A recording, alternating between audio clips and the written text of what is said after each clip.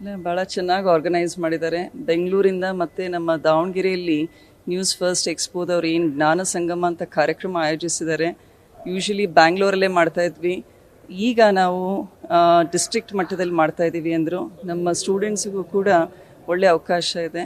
ದಾವಣಗೆರೆ ವಿದ್ಯಾನಗರಿ, so ಮಕ್ಕಳಿಗೂ ಕೂಡ specially turning points ಅಂತ ಏನು ನಾವು 10th PUC ಹೇಳ್ತೀವಲ್ಲ, ಮುಂದಿನ ಆಯ್ಕೆ ಏನಾಗಬೇಕು, ಟ್ರೆಂಡ್ಸ್ ಯಾವ ರೀತಿ ಇದೆ ಅನ್ನೋದ್ರ ಬಗ್ಗೆ ಸಂಪೂರ್ಣ ಮಾಹಿತಿ ಕೊಡ್ತಾ ಇದ್ದಾರೆ.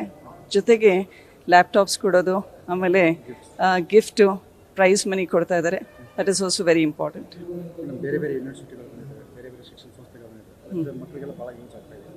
ಅಲ್ಲ, ಅವರಿಗೆ ಇಲ್ಲೇ ಇದ್ದು ಒಂದೇ ವೇದಿಕೆಯಲ್ಲಿ ಎಲ್ಲ ಯೂನಿವರ್ಸಿಟಿ ಕಂಪೇರ್ ಮಾಡಲಿಕ್ಕೆ ಒಂದು ಅವಕಾಶ ಸಿಗುತ್ತೆ.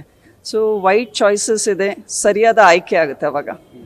ನಾವು ಕೂಡ ಹುಡುಗರು ಮಾತಾಡ್ಸಿದ್ವಿ, ಅವ್ರಿಗೆ ತುಂಬ ಖುಷಿಯಾಗಿದೆ. ಈ ಥರ ಪ್ರೋತ್ಸಾಹ ಮಾಡಿದ್ರೆ ಇನ್ನೂ ಹೆಚ್ಚಿನದಾಗಿ ವಿದ್ಯಾಭ್ಯಾಸ ಮಾಡ್ತೀವಿ ಅಂತ ಹುಡುಗರು ಹೇಳಿದ್ರು. ಹೌದ್ರಿ, ನಾನು ಹೇಳೋದು ಹೈಸ್ಕೂಲ್ನಲ್ಲೇ ಶುರು ಮಾಡಬೇಕು ಇದನ್ನು ಅಂತ. ಅವ್ರ ಪ್ಯಾಷನ್ ಏನು, ಇಂಟ್ರೆಸ್ಟ್ ಏನು ಅಂತ ಮುಂಚೆನೇ ಮಕ್ಕಳು ತಿಳ್ಕೊಂಡ್ರೆ ಸರಿಯಾದ ಸ್ಟ್ರೀಮ್ಸ್ ಆಯ್ಕೆ ಮಾಡ್ತಾರೆ.